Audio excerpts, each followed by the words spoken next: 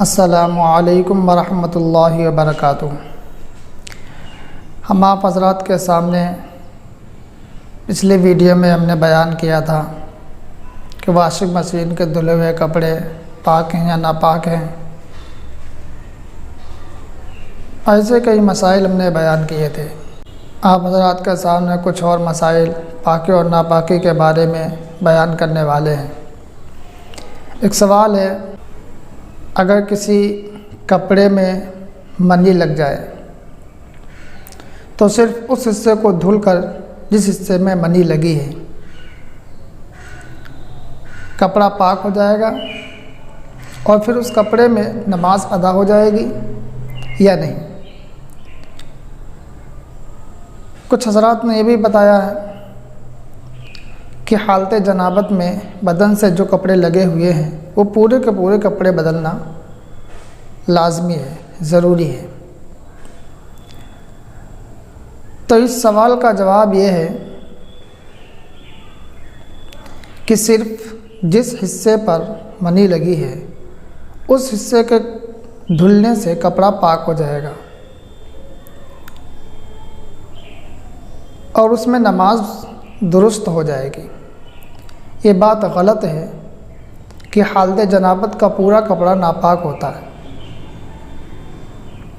ہاں، البتہ اگر نجاست کس حصے پہ لگی ہے اس کا متعین کرنا دشواری ہے تو اس حالت میں پورے کپڑے کو دھل ڈالا جائے تاکہ کوئی شبہ نہ رہے۔ ایک سوال اور کسی نے کیا کہ کوئی شخص موٹر سائیکل سے کہیں جا رہا ہے اور موٹر سائیکل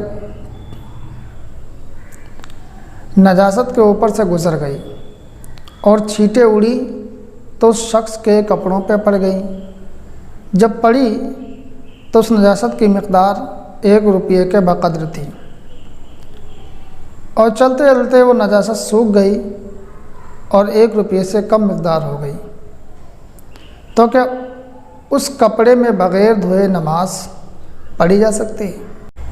اس سوال کا جواب یہ ہے کہ اس صورت میں چونکہ ابتدا میں مقدار درہم سے زیادہ نجاست لگی ہے، اس لیے اسے پاک کیے بغیر اس میں نماز درست نہیں ہے، اگرچہ خشک ہونے کے بعد اس کی مقدار کم ہو گئی ہو۔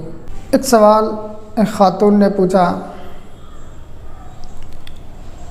کہ مٹی کے تیل میں چھپکلی گر گئی تھی اور میں نے اس تیل کو مہندی میں ملا لیا اور پھر اس مہندی کو ہم نے ہاتھوں میں رچا لی، تو کیا اب مہندی کے رنگ کو ہاتھوں سے ختم کیے بغیر نماز پڑھی جائے تو کیا نماز ہو جائے گی؟